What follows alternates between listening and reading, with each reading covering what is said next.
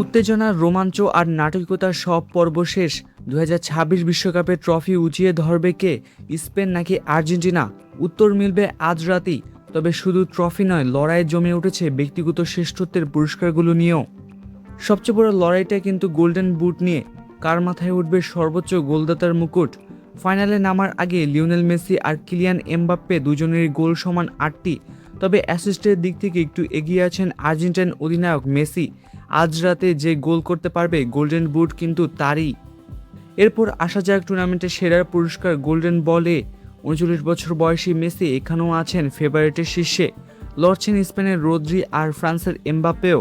আর সেরা গোলরক্ষকের golden gloves পাওয়ার দৌড়ে সবচেয়ে এগিয়ে স্পেনের উনাই মিসন, যিনি 7 ম্যাচে গোল খেয়েছেন মাত্র একটি।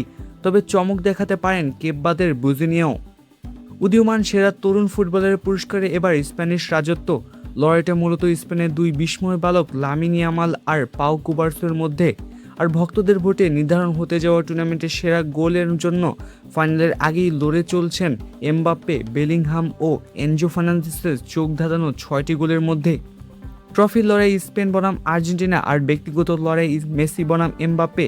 আপনার কি মনে হয় গোল্ডেন বুট আর গোল্ডেন বল কার হাতে উঠছে এবার? কমেন্ট করে আমাদের জানান এক্ষুনি।